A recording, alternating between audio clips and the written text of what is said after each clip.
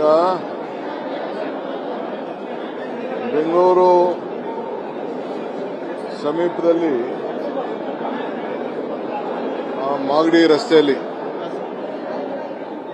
ಎರಡು ಕ್ವಾರಿಯಲ್ಲಿ ಕುಸಿತ ಆಗಿದೆ ಅಂತೇಳಿ ವರದಿ ಬಂದಿದೆ. ಸುಮಾರು 6 ರಿಂದ 7 ಜನಕ್ಕೆ ಮಣ್ಣಲ್ಲಿ ಮಣ್ಣು ಕುಸಿತಾಗಿ ಸತ್ತಿದ್ದಾರೆ ಅಂತ ಹೇಳಿ ಮಾಹಿತಿ ಬಂದಿದೆ. ಒಂದು 2 ಬಾಡಿ ಸಿಕ್ಕಿದೆ ಅಂತ ವರದಿ ಕೂಡ ಕೊಟ್ಟಿದ್ದಾರೆ. ಮಿಕ್ಕಿದ ಎಂಟೈರ್ ಟೀಮ್ ಎಲ್ಲ ಈಗಾಗಲೇ ನಮ್ಮ ಪೊಲೀಸ್ ಅಧಿಕಾರಿಗಳು, ಮೈನ್ ಜಿಯಾಲಜಿ, ನಮ್ಮ ಡಿಸಿ ಎಲ್ಲ ಕೂಡ ಸ್ಥಳಕ್ಕೆ ಧಾವಿಸಿದ್ದಾರೆ. ಬ್ಲಾಸ್ಟಿಂಗ್ ಏನು ಆಗಿಲ್ಲ ಅಂತ ವಿಚಾರ ತಿಳಿಸಿದ್ರು. ಸೊ ನಾನು ಈಗ ಮಧ್ಯಾಹ್ನದೊಳಗಡೆ ಅಫಿಷಿಯಲ್ ಆಗಿ ರಿಪೋರ್ಟ್ನ ತರಿಸ್ಕೊಳ್ತಾ ಇದ್ದೀನಿ.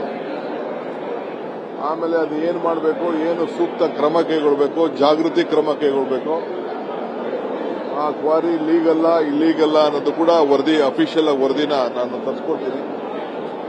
ಆಮೇಲೆ ಅದಕ್ಕೆ ಯಾವ ರೀತಿ ಕ್ರಮ ಕೈಗೊಳಿಸಬೇಕು ಅಂತೇಳಿ ತೀರ್ಮಾನವನ್ನು ಮಾಡ್ತೇವೆ. ಯಾಕೆಂದ್ರೆ ಯಾವುದೇ ಕ್ವಾರಿಗಳು ನಡೆಸಬೇಕಾದ್ರೆ ಅವ್ರದೇ ಆದಂತ ಒಂದು ನಿರ್ದಿಷ್ಟವಾದಂತ ನಿಯಮ ಇರ್ತದೆ.